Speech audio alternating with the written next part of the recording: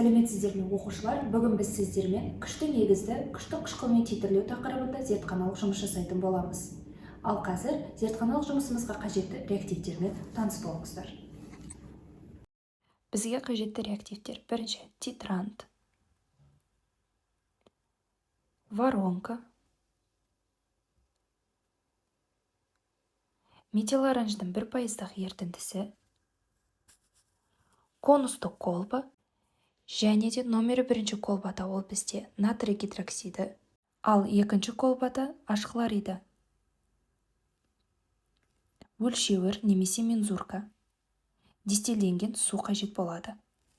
Номері 1 колбадағы натрий гидроксидін мензуркамен 10 мл өлшеп алып, және оны өзіміздің конустық колбаға құйып,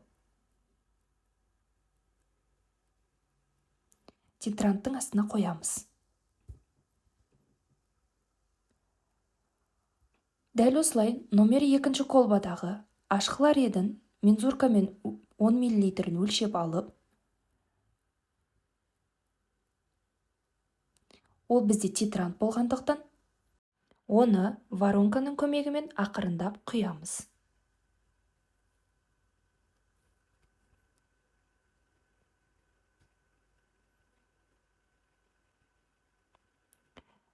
Біздегі титранттың өлшемі 10 мл құрайды.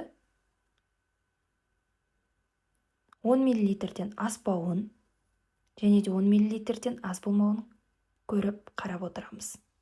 Және біздің өлшеп алған натрий хлоридіне дистилленген суды колбаның жан-жағына тамыза отырып, жайлап шаю арқылы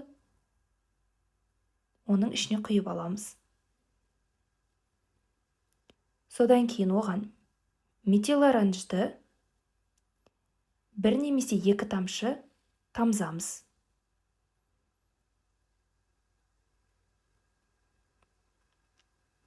Көріп тұрғандарыңыздай, ерітінді сарғыш түске айналды.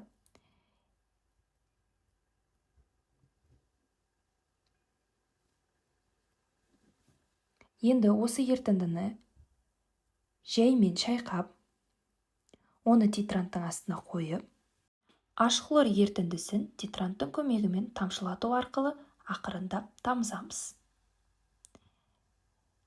Ерітіндінің түсі қызғылт сары түске боялғанша титрантты ақырындап тамызып отырамыз. Және қанша миллилитр титрант бізге қажет болғанын қарап, есептеп, дәптерімізге жазамыз.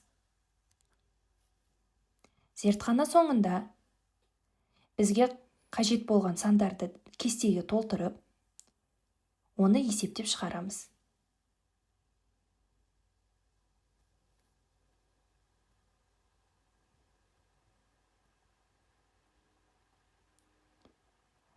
Титрантты тамшылату арқылы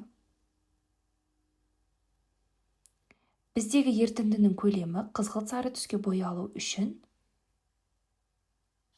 10 минуттың көлемінде уақыт кетуі мүмкін. Және сол аралықта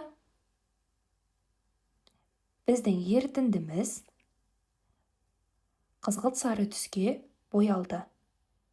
Енді дәптерлерімізге осы зертханалық жұмыстың қорытындысын жазып, кестені толтырамыз. Сау болыңыздар.